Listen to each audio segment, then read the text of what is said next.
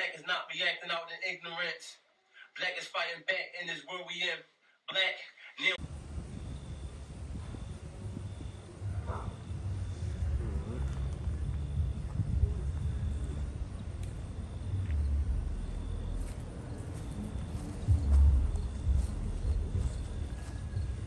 Yeah, welcome to the 215 sit down.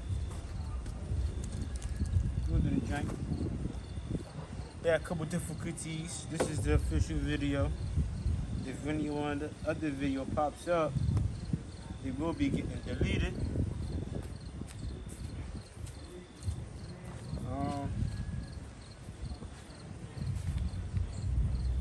I'm here, y'all. Waiting for one more. Kyrie, he's running late. A little late. So, I hope y'all like my setup over here. Little backdrops. Got a couple war scars from bringing that jar out of the basement. But we here. Let's talk some. let's show me your art real quick. Show some of your joint. That's shit. Show some of your art. Show one right here. some of So your when art. it comes down to my art, it's all about self-controlling your existence. As you can see, it got TV heads. Cause like on TV, they tell you to buy soap, and they show soap. You might buy that type of soap when you go to the store. And at the time, this is before Donald Trump, before he became president. So they were showing them on TV. He was like, yo, grab him by the crotch. So I got the girl kicking them back into the TV. And that's what it's just all about having your own thought on things. When they show you things, have self-control your existence with it.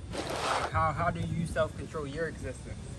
And it's like a reminder to have my own mind state on things and opinions that's around me, and not just go off of what they constantly show me. And I want to show you some of his other art he got hanging up, y'all. Got this joint up here. Yeah, this joint up here.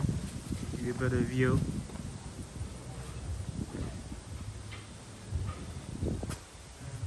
Giant big murals right here. Tell me your name too. Tell me. Mike the Creator. Mike the Creator. You can find me on Instagram at mykedacreator. Check me out on there. Alright, IG up here, you know. Mike the Creator. Yeah, so let's get into this interview. Kyrie probably call my phone. Let's go. Let's get into the interview. You know, I'm Philly representative right here. That's why we here. Be on the hot couch. But yeah, like I was saying, I started off like being inspired by my local artists that was around me. That was like my uncle and my pop, for real. My uncle did airbrushing down in the gallery for years. My pop did flyers and banners and t-shirt paper and RIP t-shirts for years. So like, I always had my hand on something creative. And that's how I make stuff work. That's how I self-control my existence totally. Like, I use my craft to make it work. And sometimes I have to like go other places to fund these crafts that I do to make them even better, to invest in myself for real. So on the videos that we had errors on, you know, starting over. Yeah. So I talked about a couple of these things before. So hold on. Let me we're gonna take it a little at a time. Right, but you got some more of a background behind me. You know more about what? A little bit. Explain again, like where you started from, far as drawing and stuff. Like where did it come from? From the time that you wanted to start drawing. The time that I wanted to start drawing was seeing the older kids around me draw pictures. So I used to go inside, trace the thing, and act like I never traced it. Come outside, I was like 7 years old. I'm 7 years old coming outside with this picture and be like, yeah, I drew this drawing, but I ain't never draw it. Yeah. I traced it. Right. You get me? But yeah, just having that muscle memory in my hands, gaining muscle memory in my hands to actually start drawing characters for myself. After that, you know, I got to see my people, like older people who was actually doing it professionally. That actually was like putting out things that was like worth buying, that was clean enough to buy and stuff like that. And that was my uncle doing the airbrushing, and that was my pop doing the flyers and banners and t-shirts. And that was like, well, I can say that was like 2000, year 2000, Mariana Rossetti, around that time. MBA, if you from Philadelphia, the school, Mariana Rossetti. I used to go there, and that's the time I used after school. I used to go straight to the gallery, sit down, and some of my uncle friends used to just draw in my sketchbook. Everybody used to have black books too, black books of drawing, like to have other artists just drawing, graffiti artists and everything like that. So every time I went to a party, I would have my black book with me, just to have other people sketching it and shit like that. Man, I was drawing everywhere, graffitiing everywhere. I was climbing on top of roofs. Middle school, climbing on top of roofs. My name is still on top of roofs until this day. Name's still on top of roofs to this day. But yeah, it was like, I'm a hip hop head artist. So when you see my style, you're gonna see that graffiti, you're gonna see those bold lines, you're gonna see those bubbles, you're gonna see those little spray paint, those little drips and stuff like that. It all developed the artist that I am right now, that you see to this day. And So let me ask you this. yeah, You know we started going with. yeah. Now you pinpoint me to where I need to talk. No, you good. No, man. It just a little threw it off because we had a little difficulties earlier. I got you. When we first got here, so All right. you were saying about how your uncle was doing it, like how your uncle worked. Your uncle was the one that. Of course, there was plenty more people down there, but he was one of the people down there. He was one of the people down there. In Yeah. the gallery. In the gallery, it was right where that food court was at, where the cinnamon buns is sold at, and yeah, it was traffic through there like crazy back in the day, and everybody used to want like an airbrush hat, airbrush book bag, airbrush anything. Right. So like, yo, it was a fun time back then, and it was always nice to see somebody who didn't have to work a 9 to 5. Right. Motivation. Yo, it was amazing. Like, and I ain't know that it was motivating me in that type of direction. Yeah. If you wasn't told you, I ain't noticed. And then once you get a 9 to 5, you be like, but dang, I seen my uncle never had to be at McDonald's. Never have to do the small jobs before. And yeah, I don't know. It was a big motivation after a while. After you get your first McDonald's job, you be like, what? I can't have the person over top of me. That's just me. It was just those bumping into vibes I ain't like, those environments that I ain't feel like being in, knowing that I can be in my own creative space and make money. That was the biggest motivation ever. It's a peace of mind. And that's what I was like. I was looking at that shit like, yo, that's top tier right there. Even if you're not doing the most, like even if you're not making the most out of it, top tier is just knowing that you're in your own space and nobody can bother that space right there. So let me ask you this: Do you know like who's like? Do you have any artists that draw that you like look up to? Yeah. All right. So we talking about. I look up to famous street artists. So we got Obey. He makes clothes now, but he used to draw Andre the Giant, his face. He used to put his face everywhere, and he used to use paste and rollers to paste these giant posters up, and print them out at different places, but only print out little squares and have to print out so many little squares to make this big giant posters. Right. But he went from a cultural street art to that. And then we got another person named Cause, right? That's where you see these giant Elmo characters with the X'd out eyes and stuff like that, right? How he Crazy. X'd out eyes, and this guy got giant floats of big giant balloons that go on the parades in New York. Giant statues in Paris, and that's inside of hotels.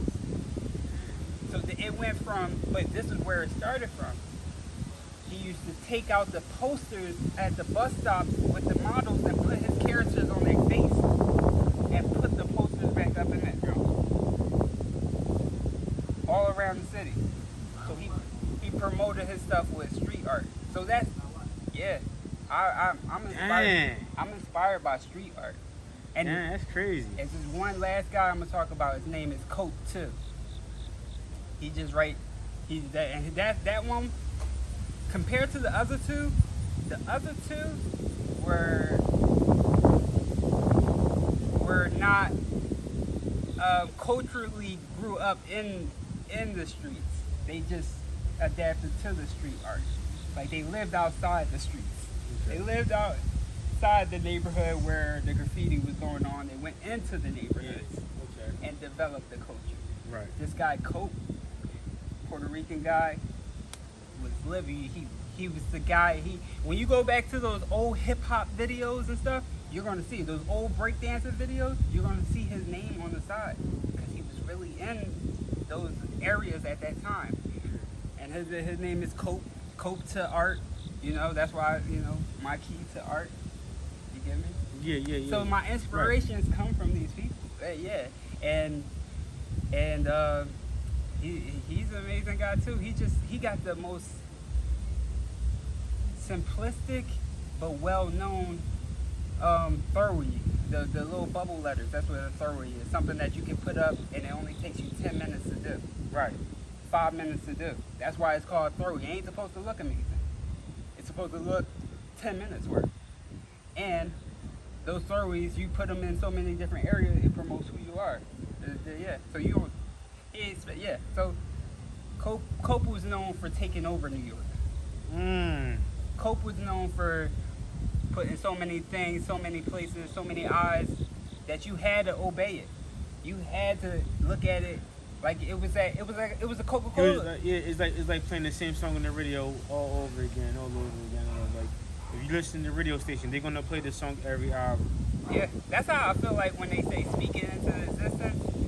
You're just like a commercial to yourself. Right. So like, yeah, I'm gonna get up and do exercise. I'm gonna get up and work out. It's like, yeah, and that's the same way once I started seeing how that process go, I had to figure out how my process to stay in people's eyes and be the commercial to people, so I can promote my art. So for the people, how long it took you to get this good?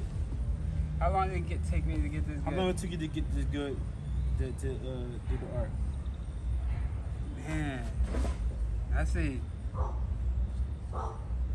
That's too much time. That's a lot of time and a lot of brain space. Like an estimate, an estimate time. How long it took you to get that good, to do what you like? How to get to that point? 'Cause this is not easy to make. To make it look easy. Cause you made it look easy, but it's not easy to make. It's not easy to make. It's not easy. It's not easy to make. That's just plain and simple. I know how to draw myself, like I told you. I know how to draw a little bit, but I can't say not right. I wouldn't be able to even put that together. It took a good 12 years, a good decade. It took a good decade to do this shit. A good decade to say that I'm good enough to make it look easy now. Yeah.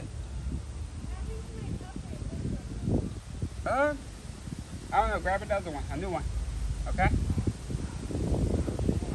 But yeah, it took a good decade. I don't know, but we not talking about me just focusing on art. You talking about so many things in life that went in between that shit. No, it's fun. No, I get that. I was just saying, like, you know, I was just asking, like, how long did it, you know what I mean, take? Good Because, 12. of course, you know, life always intervene with everything, whatever you do. I was just asking, like, how long Good. did it take for you just actually to say, yeah, I'm sharp? I'm sharp, man. Like, when you... Like, I don't even doubt. If somebody tossed the commission, there's no doubt that I can't make it. Because you know, at a point when you're doing something, and you practicing it, and you dedicated to it for a long period of time, at some point you I swear, it's only been these last 4 years that I've been this confident in my life. last 4 years. Last 4 years, I've been confident in my life. Yeah, to the point you be like, yeah, this is me. Yes, and any changes I know I can do. Any adjustments I know I can bounce off. That's yeah. It's like being Kobe of the shit. Yeah. Yeah, and whatever. How it took him a long ass time. Niggas be in the NBA 30 years old. Yeah. And they not good until they not Good to the they're not NBA to status. 25, give them a good jump to really start. But they've been playing since they was like 7, 6. Yeah. So yeah, we can doubt it. Somebody can, because somebody's gonna look at it and say, yo, for real, that character look easy to make. It is easy to make. So you start putting that pen on that paper, that pencil on that paper, it's like, where do I start? How do I get to that point? It's having confidence in your own lines. I have so much confidence that it's like people would have fear putting down the line because they seen how many times they messed up on the eye, or seen how many times they messed up on the lip. Sketch. Don't even erase. Do the eye 50 times on that page. So let me ask you this. Do you feel as though people respect art more back in the day? Well, yeah, before than now? Like, do you feel like people? Do you still feel like people like? Yeah, I think they respected more back in the day because art was like new technology back in the day. Art was like it was like the brand new phone. You ain't never seen nobody paint a canvas that big before. That was like somebody bringing out the new iPhone. So it got glorified more because it was levels that was reached. Nowadays it's like dumbed down because those levels have been reached multiple times of years. Now it's glorified in different types of ways. Like I barely even use paper anymore. I'm not using those materials. Most of my art is done on an iPad. So when you think about that, when they looking at your craft, they not seeing the paint on your hands. They not seeing you like Bosky on the floor, laying down and just going through. Yeah, they not seeing the life behind this. No, you gotta wait there, man. Okay? They're not seeing the life behind the story. Yeah. They not. Then that's what made it. Like Basquiat, you knew that he was a fiend. You knew that he was living out. He would go homeless to strive for that stuff. And that story behind the person made that art amazing. It's just You don't get no true credit for it. Until he passed away. Until he passed away. That's how that goes. That's how that goes right there. But it's always the story behind the person, and that's why right now you don't people go onto YouTube and don't show that side of struggle. People don't go onto Instagram and don't show that they don't show the stories that attract me into the art as big as these other artists back in the day. So let me ask you this: you be downtown a lot, and you know what I mean, you be doing your videos, dancing videos. Do you still see people out there posting up with the art, drawing people right there from scratch out there sitting outside? Yo, I ain't see that until I went to New York. I ain't see that until I went to New York. I seen one person recently at Rittenhouse Square, and she was doing the painting, the drawing the people's faces and stuff like that. I know some people still do it downtown. I seen one person, but in New York, I seen it many of times. I seen people stand on the corner with their art, with giant paintings right there on the corner. Yeah, I don't know, but here, yeah, in Philly, it's in Philly we started graffiti. Did you know that? His name is Cornbread. He was the first guy to tag up Cornbread. Make a tag with just your name. His name is Cornbread. He's from Philadelphia.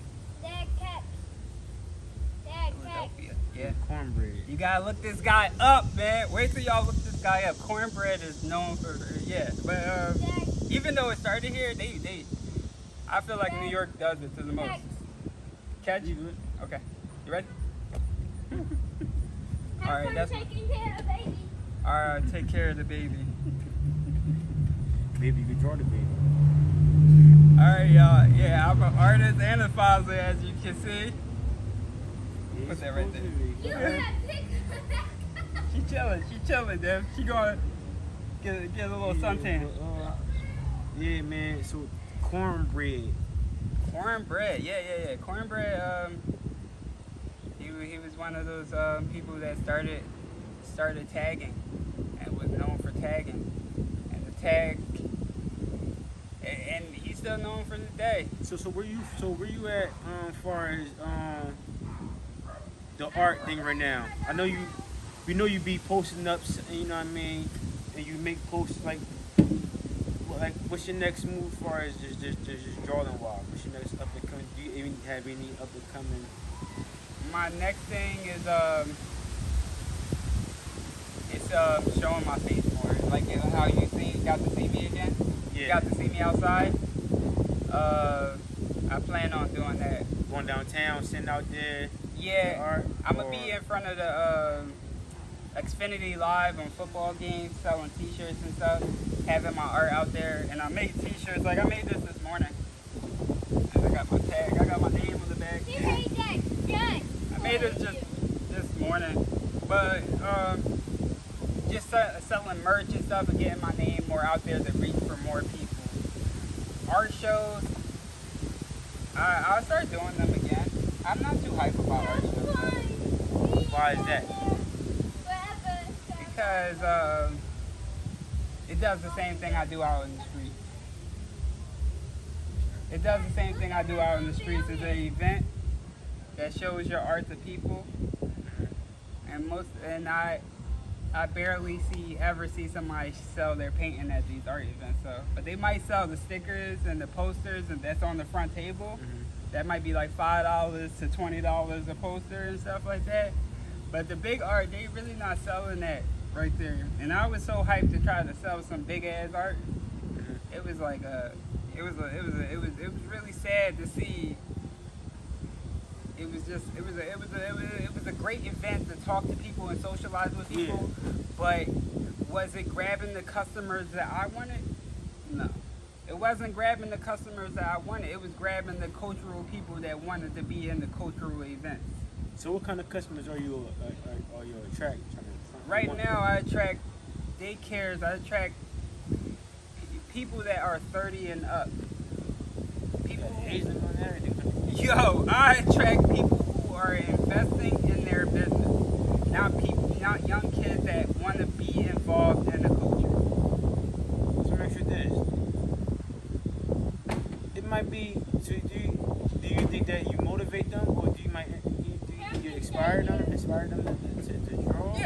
Yeah, and most people that, all right, so out of 100% of my people who follow me, 50% of them might be students that want to learn. 10% only customers, and the rest, I don't know what they do. I don't know why they look. Probably just look. They just look. So that, yeah, definitely. I want to be an influence to the kids because they help me reach out to more people. Right. Reach out culturally. I want to be there, but do I have to be all the way available? Do I have to be all the way available all the time? Nah, I don't gotta be available for that. Yeah, you got social media for that now. Yeah, I don't have to be all the way there. But yeah, though, man. This was the one-on-one interview. Well, Kyrie wasn't been here, but you know he got a little tied up. I hope y'all like it. I hope Nah, I think I man, provided some goodies in there. Nah, man. Tell me Instagram where they can reach you at. I mean, All right, you got Mike the Creator, one of my page, and then you got My Key to Art. It's MYKE number 2 art. My Key to Art. you know what I mean? You doing t-shirts. T-shirts, banners, logos. My T-shirts, I'm only doing 50 or more. I only do wholesale on those joints. Okay. And logos, we starting off with simple logos, $35. For complex logos like this, 80 to 120. Hit me up. Alright. 215 sit down exclusive. Make sure you stay tuned in. No, she was cool. She cool, but look at this. Yo, I gotta take down the fork. To feel our own Harriet ran a train tracks. Black is my skin color, I remain that. Black is my tone, the voice where I speak pain at. Black is standing up for what you believe in. Black is Rosa Parks, not leaving a seat that evening. Black is singing in, black is dancing.